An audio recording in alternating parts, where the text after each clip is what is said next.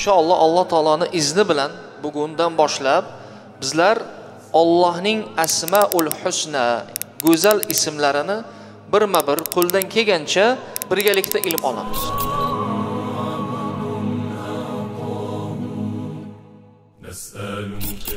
Alloh qanaqa zot o'zi? Bizni yaratdi, bizni yer yuziga tarqatdi. Har bir makon zamonda payg'ambarlar yubordi, ular bilan kitoblar yubordi, shariat yubordi. Mana shu zot nimani xohlaydi va u kim, u qanaqa zot?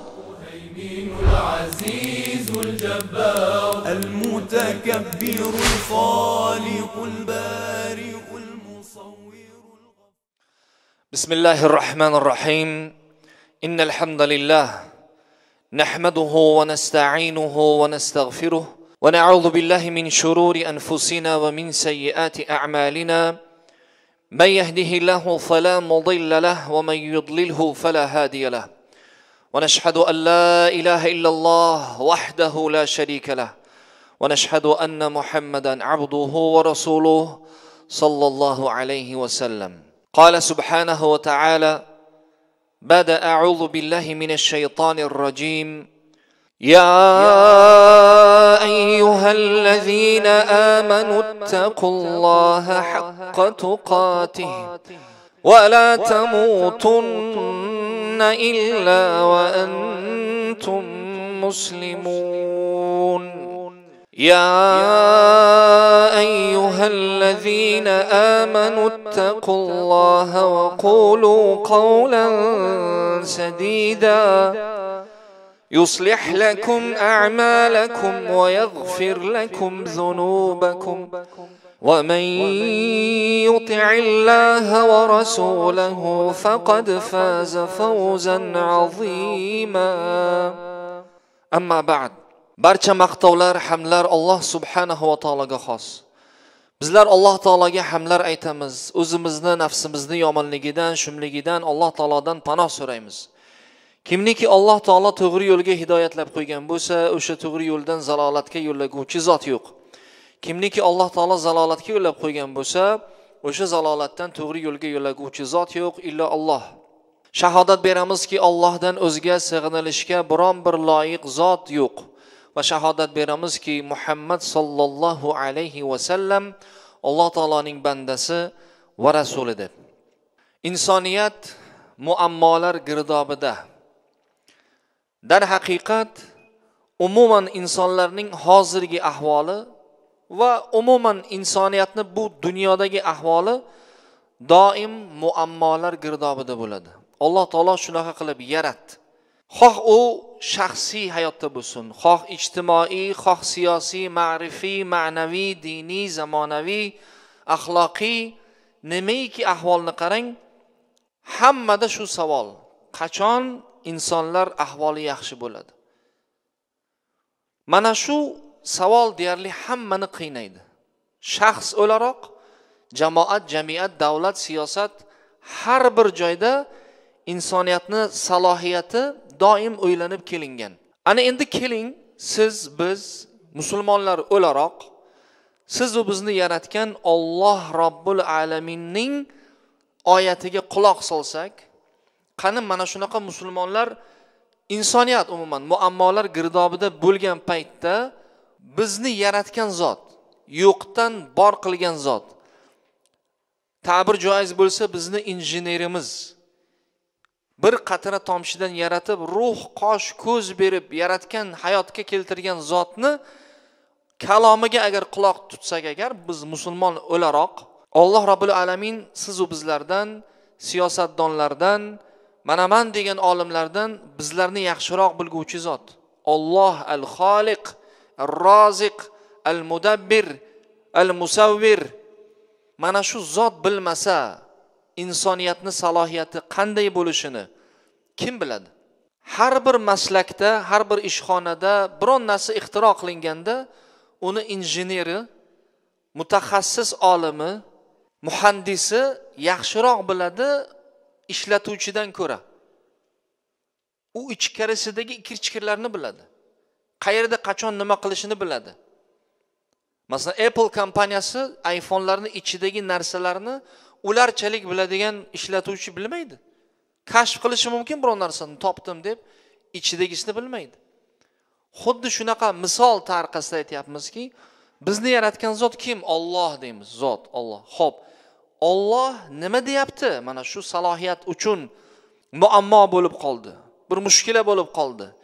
Bir o'sha musibatdan chiqa olmayapmiz. Muammolar girdobida aylanib turibdi insoniyat. Butun musulmon ummati hamma joyda. Qanday qilib chiqamiz degan savolga Alloh javob beradi bunga. Siz u bizni yaratgan zot aytayaptiki, "Va may yattaqillaha yaj'al lahu makhraja." Agar sizlar taqvo qilsalaringiz deyapti, Alloh taolo mushkulalaringizga makhraj ochib qo'yaman. Mushkula oilada bo'lsin, jamoat, farzand, din, dunyo, axloq, odob, nimaikida mushkila bo'lsa, Alloh aytayaptiki, bizni yaratgan zot taqvo qilgin deyapti. Allohdan taqvo qilgin, men o'sha mushkulalarga makhraj ochib qo'yaman deyapti. Keyin Alloh taologa taqvo qilinglar deyapti. Taqvo o'zi nima degan savol. Doim gapiramiz. Biz taqvodormiz, taqvo falon, taqvo qilishga. Xo'p, taqvo nima? Bizlar taqvo haqida dars qilmaymiz o'zi. Taqvo lo'nda qilib gapiradigan gap shuki, Alloh taolo yaxshi ko'radigan narsani qilish taqvo, Alloh taolo qaytargan narsadan tiyilish taqvo. Tamom. Mana shu. Namoz o'qishni Alloh yaxshi ko'radimi? Yaxshi ko'radi. Bajaring, taqvodorsiz. Zino qilishni Alloh yomon ko'radimi? Yomon. To'xtang, taqvodorsiz. Nimaikini Alloh yaxshi ko'rsa qiling, qaytargan narsadan qayting, taqvodorsiz. Mana shu taqvo. Endi taqvo qilish uchun yaratuvchingizni, Allohni tanimasangiz qanday taqvo hosil bo'ladi? Bu bir-biriga bog'liq. Qarang, muammoni yechish uchun bizlar bitta reshasiga, tagiga ildiziga boryapmiz. Muammo, xo'p, nima qilish kerak? Musulmon o'laroq taqvo qilish kerak. Alloh va'da qilgan, taqvo qilsang muammoni yechaman deyapti. Taqvo nima ekan? Allohni yaxshi ko'rganini qilib, qaytarganini qaytish. Xo'p, unga qanday erilishadi desa, Allohni ma'rifatullohsi, ya'ni Allohni tanimasa odam taqvo qilmaydi. Alloh qanday zotligini bilmasa taqvo hosil bo'lmaydi.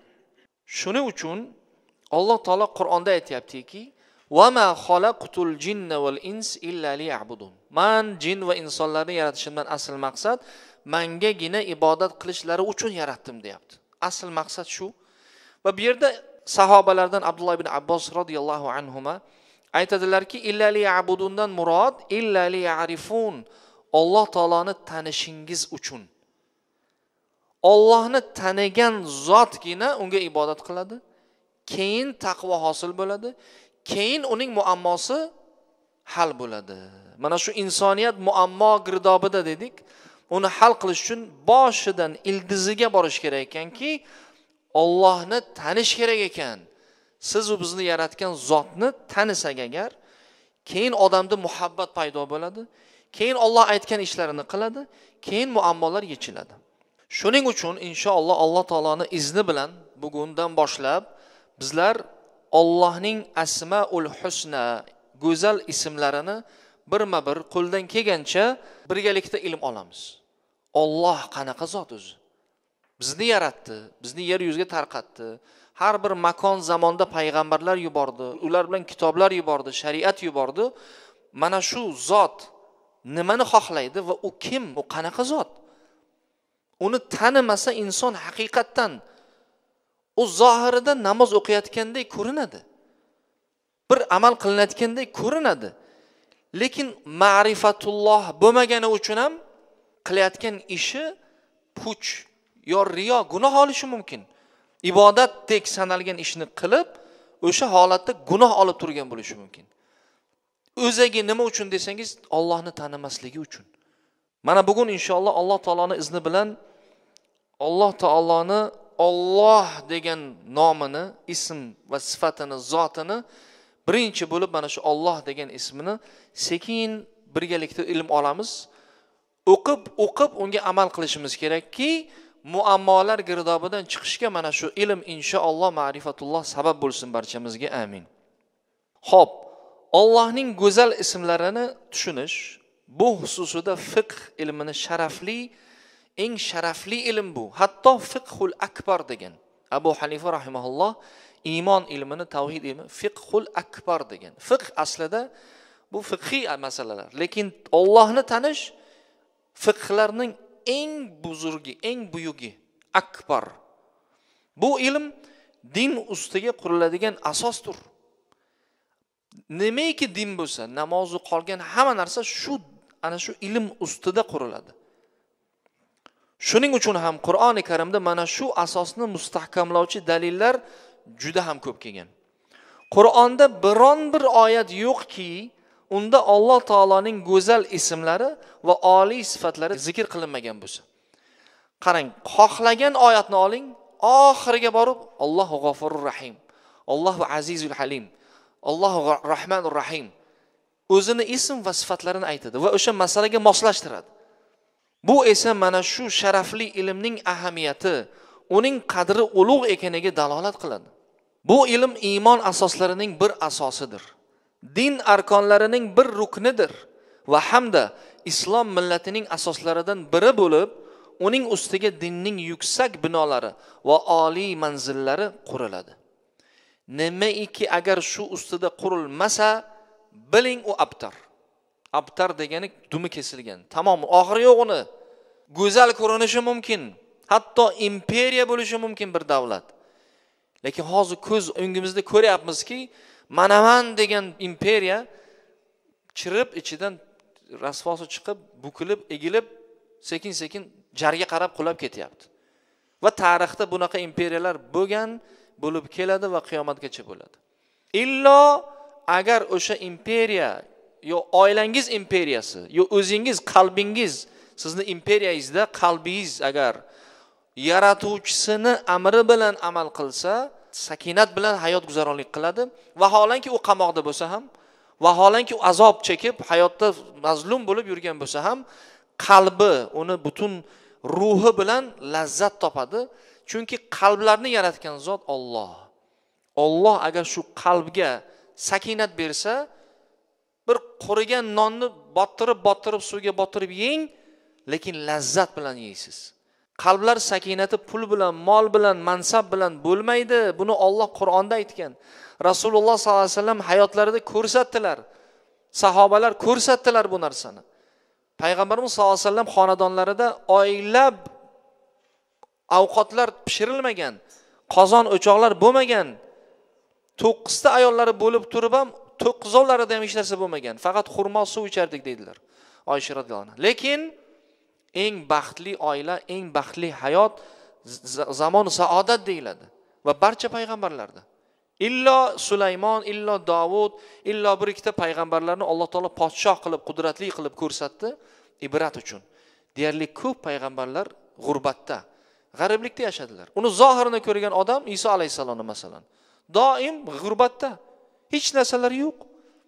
Bu g'arib u deydi, lekin u qalbidagi kenglik, qalbidagi sakinat uni to Allohni tanib, yaxshi ko'rib, amal qilmagan odamgina faqat tushunadi. Uni qalbida bo'lmagan odam tushunmaydi. Nima ahvol bu deydi. Nima bu soqollarni qo'yib olgan? Bu nima bu? Shumi lazzat deydi. U tushunmaydi u. Siz u bizlar tushunadigan narsani, Allohning muhabbatini mana bu fosiqlar, kofirlar tushunmaydi. Mana G'azo ahlini qarang, tushunmayapti. Nima uchun o'lib ketyapti bular deyapti. Nima uchun shunchalik chiqib ketsa bo'lardi-yu, masalan, bo'ldi, qo'lini ko'tarsa bo'lardi-yu. 2 yil sabr qildi.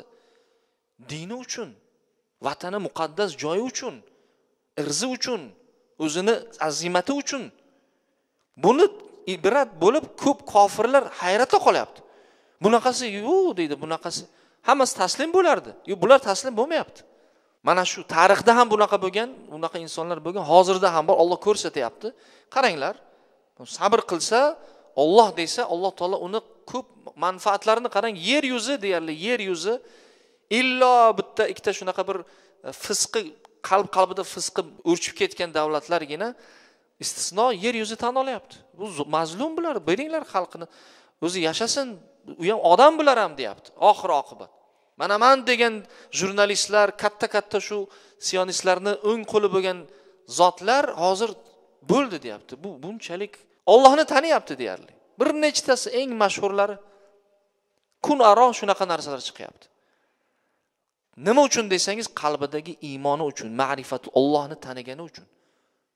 Insonlar o'zlarining yaratuvchilari va rizq beruvchilarini, yo'qdan bor qiluvchi bo'lgan Parvardigorlarini bilmaslaridan turib va uning go'zal ismlari yu oliy sifatlarini, kamolot va jalolotlarini va ulug'vorligiga dalolat qiluvchi Allohning mukammal sifatlarini bilmasdan turib, qanday qilib odamlarning holi yaxshi bo'lsin?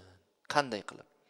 Demak, yuqorida savol berilgan muammolar girdobidagi insoniyatning ahvoli qachon yaxshi bo'lar ekan desak, qachonki o'zining yaratuvchisi Alloh Rabbul Alaminni tanigandan so'ng, unga muhabbat paydo qilgandan so'ng muammolar girdobidan chiqib ketadi. Dalil: "Va man yattaqillah yaj'al lahu makhraja." Allohdan taqvo qilsalaringiz, deyapti Alloh taolo, Alloh sizlarga makhraj ochib qo'yadi. Eshik ochib qo'yadi, muammoingizni yengil qilib qo'yadi. Qanday qilib? Pulim yo'q, sharoitim yo'q. U davlatning ahvolini qara, bechora, bir bombasi yo'q, atomni bombasi yo'q. Qanday qilib degan savolni bilib turib Alloh taolo birdaniga javob beryaptiki, va yarzuqhu min haythu la yahtasib. Va sizlarga rizq beradi, sizlarni xayollaringizda bo'lmagan holatda. Hech qachon o'ylamagan joydan sizni rizqlantiradi, deyapti. Sharti taqvo qiling. Allohdan taqvo qiling, Alloh makhraj ochib qo'yadi. Xo'p, endi taqvo qilish uchun yana qaytamiz, Allohni tanish kerak. Demak, bugungi mavzuyimiz Alloh nomini, ism jalalasini bilish. Qarang. Bu ism Alloh taoloning go'zal ismlari ichida Qur'oni Karimda eng ko'p kelgan ismlardan. Va bu ism Qur'oni Karimda salkam 2700 marotaba takror kelgan. 2700 marotaba. Qarang, oyatlar o'zi taqriban 6000 oyat, 2700 tasi Alloh deb kelgan. Qur'oni Karimda bu miqdorda boshqa bironta ism kelmagan. Alloh ismini o'rganamiz va Alloh kimligini bilamiz deb mana shu niyat bilan bugungi darsimizni boshladik. Qalbimizni inshaalloh bir ozgina bo'lsa ham shu dunyoviy narsalardan biroz chetga qolib, telefonlarimizni o'chirib, xayollarimizdagi shu telefonda bo'lgan narsalar, pullarni shunday yonga qo'yib, daqiqa bir 10 daqiqa eshitsak, inshaalloh 10 daqiqa bizni yaratuvchimizni kimligini, Alloh kim o'zi, qanaqa zot u, agar bilsak, inshaalloh umid qilamizki, shu qalbimizni yaratgan zotga talpinish paydo bo'ladi. Nur paydo bo'ladi. Ishonaylik inshaalloh, shunga ozgina harakat qilaylik-da. Sabr qilaylik, eshitaylik. Mana bu darslar har juma kuni Alloh madad bersa, Alloh taoloning ism sifatlarini, asmaul husna o'rganamiz va unda iymonimizni sezamiz. Mana shu narsa Alloh tavfiq bersa hammamizga. Xo'p, Alloh azza va jalla 33 oyatni Alloh ismi bilan boshlagan. Qur'onda birinchi bo'lib boshlagan oyatlardan Alloh 33 ta oyatda kelgan. Allohu la ilaha illahu, Allohu la ilaha illahu val hayyul qayyum. Allohu deb 33 ta oyatda kelgan. Bir jamoa ahli ilmlar u bilan duo qilsa ijobat qiladigan va u ismini, ya'ni Allohning ismi azam ismi, Ismullohul A'zam deb mana shu Alloh bilan boshlangan oyatlarni Ismullohul A'zam deyshadi. Allohni azam ismi, eng oliy ismi deyshadi. Va bu jumhur ulamolar. Bu ismni o'ziga xos xususiyatlariga va go'zalliklari bor. Bu xususiyatlardan biri, bu ism barcha Allohning go'zal ismlarining aslidir. Qarang, nimaiki bo'lsa Allohni pastida turadigan ism bu. Alloh Qur'oni Karimda marhamat qilib aytayaptiki: "Valillahi asmaul husna fad'uhu biha." Allohning go'zal ismlari bor, ana shu ismlar bilan Allohga duo qilinglar, deyapti. Valillahil asmaul husna. Allohning go'zal ismlari bor. Fad'uhu biha, va shu ismlari bilan duo qilinglar. Allohu Rahmanur Rahim deyiladi. Allohu G'afurur Rahim deyiladi. Allohu Alimul Azim deyiladi. Masalan, Rahmanur Rahim bo'lgan Alloh deyilmaydi. Alloh doim tepada turadi va undan keyin keladigan, inshaalloh o'rganadigan ilmlarimiz pastda keladi. Bu ism Asmaul Husnoning barcha ma'nolarini o'zida lozim tutadi va umumiy suratda bu ismlarga dalolat qiladi. Robb bu Alloh, Ar-Razzoq bu Alloh, Rahim bu Alloh deyiladi. Asmaul husna ulug'lik, kamolot va buyuklik sifatlari bo'lgan ilohiy sifatlarning bayoni va tafsilotidir. Bu ism, ya'ni Alloh ismi barcha asmaul husnoning marji' va ularning ma'nolari ham mana shu ism atrofida aylanadi. Ana endi diqqat qiling.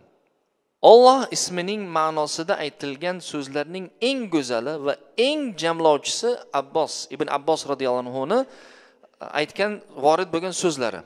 Alloh deydilar, butun maxluqotlari ustida ubudiyat va ulug'iyat sohibi bo'lgan zot deyaptilar. Endi bu alohida sharhga muhtoj. Ubudiyat va ulug'iyat sohibi bo'lgan zot. Ubudiyat degani ibodatdagi bo'yin sunish, ya'ni har bir mavjudot Allohning amriga itoat qiluvchi qilib yaratilgan. Siz u bizni Alloh taolo shunday qilib yaratganki, biz ba'zi joyda kavniy irodada xohlasak, xohlamasak Allohga ibodat qilamiz. Va yer yuzidagi biz biladigan, bilmaydigan maxluqot. Yer aylanadi. U xohlasa aylandi, xohlamasa aylanmaydi qilib yaratilmagan.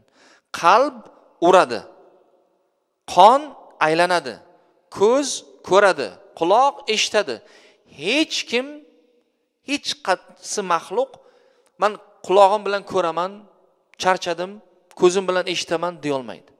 Bu ubudiyat. Alloh shunaqa qilib yaratdi sizni, bizni, insoniyatni, maxluqotni va bu ibodat.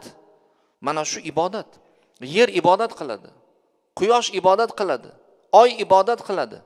Alloh qanday yaratgan bo'lsa, xuddi shunday amr qiladi. Amriga itoat qiladi ya'ni. Endi ulug'iyat, sig'inish va ilohlik. Alloh taolo sig'inishga loyiq va undan boshqaga hech qaysi zotga sig'inishga loyiq bo'lmagan zot, Allohga sig'inilishga loyiq bo'lgan zot asli u. Boshqa narsa esa sig'inishga loyiq emas. Bu yerda xohish berdi Alloh taolo. Xohlasang Allohgagina ibodat qil, bu shar'iy, kavni iroda bu. Boynagisi kavniy, u xohlasak, xohlamasak amal qilamiz, ibodat qiladi. Badan ibodat qiladi, taslim. Hech qachon men 2 metr bo'lmoqchiman deb 2 metr qila olmaysiz. Pakana bo'lmoqchiman deb qila olmaysiz. Badan taslim bo'lgan. Lekin bunisida ulug'iyatda Alloh taolo xohish berdi. Agar xohlasang mo'min bo'l, ibodat qil, Alloh taoloning aytganini qil, keyin jannatga bor, yana shu. Xohlamasang qilma, lekin jahannam oqibating deb xohish berdi. Mana shu ikkita ubudiyat, ulug'iyati ham, sifati, zoti ham mavjud bo'lgan nom Alloh deyaptilar. Bu ikki ma'no birlashganda Alloh ismi jami barcha sifatlarni qamrab oladi. U yaratgan al-Xoliq, al-Roziq, al-Mudabbir, al-Malik, al-Nasir degan nomlar hammasi jam bo'lib ketadi deyaptilar. Ana endi Allohning ismini o'zi yagona zotligiga dalolat qiladi. Masalan, boshqa dinlardagi atamalar ular umumiy yoki ko'plik ma'noga ega bo'ladigan yoki inson sifatli unsurlari o'z ichiga olingan nomlar. Deylik, rus tilida, ingliz tilida God, Bog. Ingliz tilidagi God masalan umumiy tushuncha bo'lib, u jinsga ham aylanadi. Masalan, male bo'lsa God, female bo'lsa goddess bo'ladi. Umumiy. Forschada Xudo. Har xil xudolar bor. Falon xudosi, chunon xudosi, nomni o'zi uni ma'nosi ko'pligidan dalolat. Tangri, turkiy zabonlar, Tangri. Buni tangrisi, uni tangrisi deyiladi. Masalan, Hindu nimalarida Brahma, Vishnu, Shiva bular hammasi ko'p xudolikni nomini beradi. Budda, hatto yahudiylardagi Yehova yo Ilohim degan kalima ham so'zi ko'plikda keladi. Va ba'zi tadqiqotchilar uni ko'plik ma'noda tushunishadi. Illo Alloh. Allohni o'zini nomini o'zi muvahhidlikka, tanhogina sig'inilishga loyiq bo'lgan zotligini ishorasi bor. Nomni o'zi. Ilohni oldida alif lam ma'rifa bilan Alloh qo'ysangiz, yagona sig'inilishga loyiq bo'lgan iloh degan ma'nosini beradi. Boshqa dinda, hech qaysi dinda bunaqa nom yo'q. Nimaikini olib keling, God deysizmi, Bog deysizmi, Elohim deysizmi, Deist deysizmi, qolgan hamma tilda u jam siyg'asi yo erkaklik ayollik jinsini ajratib beradigan nom bilan keladi.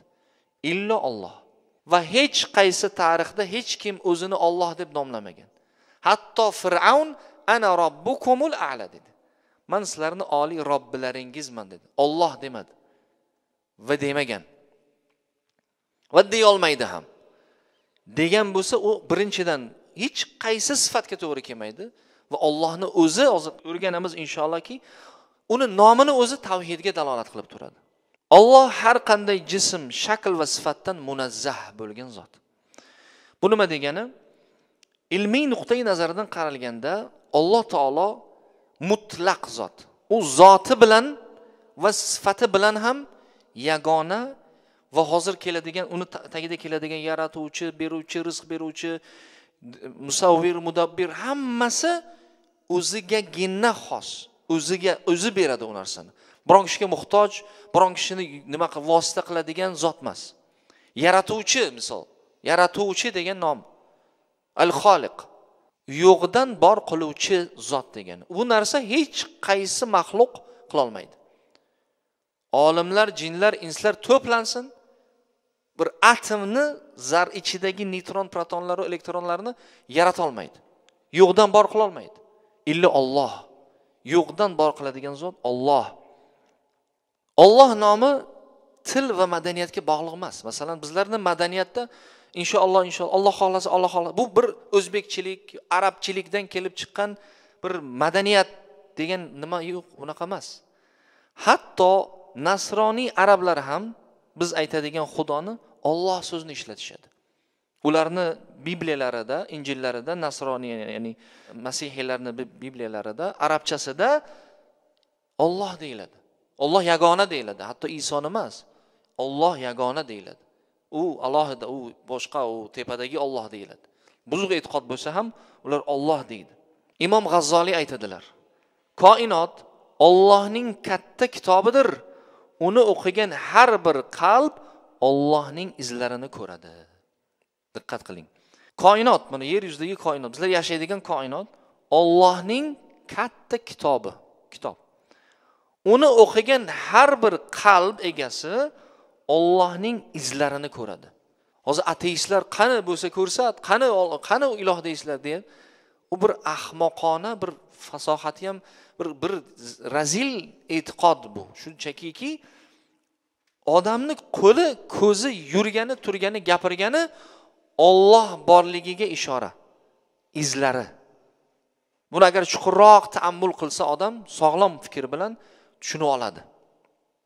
Zamonaviy ilmiy mulohazalarda masalan tafakkur qiling, Quyosh tizimida har bir sayyora o'z orbitasidan 1 millimetr chetda chiqmasa, inson yuragi 1 daqiqada 70 marta urib hayotni saqlasa, hujayrasidagi DNK 3 milliarddan ortiq ma'lumot kodini saqlasa, odamning fikrlashi, his etishi, muhabbat qilishi qobiliyatiga ega bo'lgan maxluqning yaratuvchisi Alloh va Allohning Xoliq, Alim, Rahman sifatlarini jonli dalillarini o'zi ko'rsatib turibdi. Agar bu narsalar bo'lmasa, kim qiladi degan savol. Bu qalbimiz urib turishi-yu, qonni aylanishi-yu, DNK'mizdagi 3 milliard ma'lumot kod yig'ilishi-yu, 1 millimetr kometa agar shunday ozgina o'tib ketsa, parokandalar bo'lib ketishi samovatda. Bu qanday qilib? Kim tomonidan? Daqiq, shunchalik daqiq bo'lgan yaratuvchi Allohni inkor qilish bu sog'lom aqlga to'g'ri kelmaydi. Ateistlar hozir rivojlanib ketyapti. Ijtimoiy tarmoqlarda ateizmni targ'ib qilishyapti. O'zbek zabon ateistlar ko'payib ketyapti. Ajoyib. Ya'ni buni sog'lom agar fikr bilan qaratsa, bu hammasi inkor qilinadigan, Allohgina yaratuvchi deb e'tiqod qilinadigan, aql ham buni ya'ni tasdiq qiladigan amal bu o'zi. Demak, Alloh Rabbul Alaminni hozirgacha ozgina bu daryodan bir tomchi ham mas bo'lgan ilmni ozgina olib olayapmiz. Olib oldik desak ham uyalamiz. Olayapmiz hali ki Alloh shunaqa zot. Siz bizni yaratgan, rizq bergan, tadbir qiluvchi zoti bilan ham sifati bilan ham ilohlikka loyiq bo'lgan zot Alloh ekan, bizni yaratuvchimiz. Va uni agar tanisak, uni yaxshi ko'ramiz. Bizda bo'lgan muhabbat motivatsiya berib, Allohga taqvo qilishga sabab bo'ladi. Alloh buyurgan narsani qilamiz, qaytargan narsadan qaytamiz. Taqvo hosil bo'lgandan keyin Alloh yuqoridagi oyatda aytgandek, "Va may yattaqillah yaj'al lahu makhraja." Taqvo qilsalaringiz makhraj ochib qo'yaman deyapti. Demak, insoniyat muammolar girdobidagi bo'lgan insoniyatni chiqib ketish yo'llaridan eng to'g'risi Allohni tanish ekan. Allohni tanisak, muammolarimiz hal bo'ladi. Alloh taolodan so'raymizki, Allohim siz va bizlarni o'zini taniydigan, o'ziga ibodat qiladigan va doim hayotimizni oxirida tavhid kalimasi bilan o'tib ketadigan muvahhidlardan qilsin. ربنا لا تزغ قلوبنا بعد إذ هديتنا وهب لنا من لدنك رحمة إنك أنت الوهاب وصلى الله تعالى على خير خلقه محمد وعلى آله وأصحابه أجمعين وقوموا إلى صلاتكم بارك الله فيكم.